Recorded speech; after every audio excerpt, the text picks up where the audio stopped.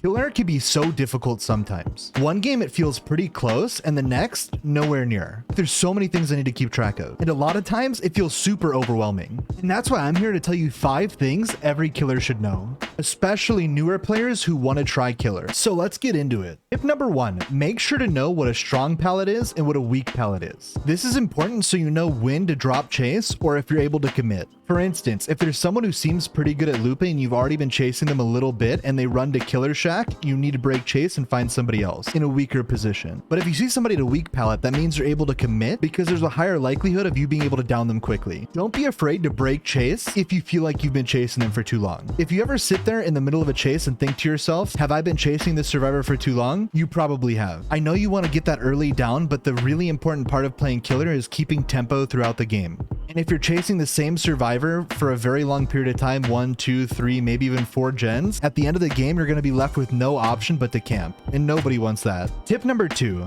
I know it can be hard when gens are going very, very quickly and you lose a couple gens right at the start of the game. Maybe the survivors grouped up and decided to pair on gens and 2 gens got completed right away.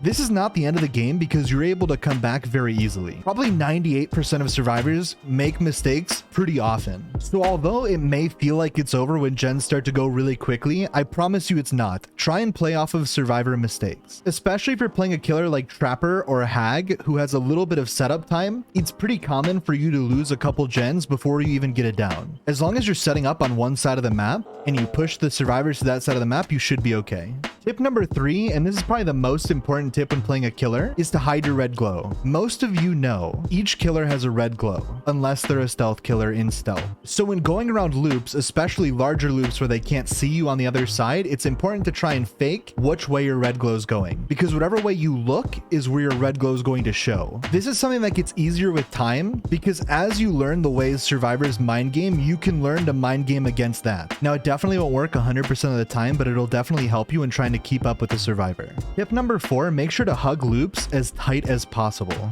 Because when trying to catch up to a survivor, if you aren't hugging as tight as they are, you're going to miss your swing before they get to the pallet. On stronger pallet loops, you want to force them to drop the pallet, and to do so, you have to hug as tight as possible, because if you're not, there's no threat to them. And if you're not hugging as tight as they are, they can see that they have distance on you, which means they won't drop the pallet and they'll just keep looping around.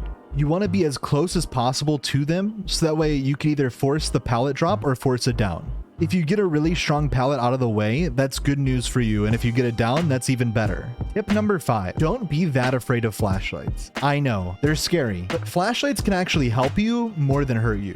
Majority of survivors with a flashlight have no idea what they're doing with it. That being said, when a survivor's on the ground and you know they have a flashlight, you can pretend to pick the survivor up by walking over them. Majority of survivors will run out to try and get the save, but since you're baiting them, you could turn around and go for another down or at least a free hit. If you know they're going to come for the save, you could slug the person on the ground and force 2 people to be out of the game for a long period of time. Bonus tip, don't go exclusively for kills. I know a lot of people who feel like when they don't get a 4K, they lost. And that's not 100% true. Make sure every time you're looping, you're paying attention to how the survivor moves, because there's only so many ways you can run one tile. Once you pay attention to how people run loops, you'll learn how to counter them and 4Ks will come naturally. Killer can be super frustrating to play for anybody. So I hope these tips help improve your killer experience. Make sure to leave a comment on what you'd like to see next. If you're like me and you play both killer and survivor and you want to get better at survivor, click on the video right here to learn the 12 tips for survivor.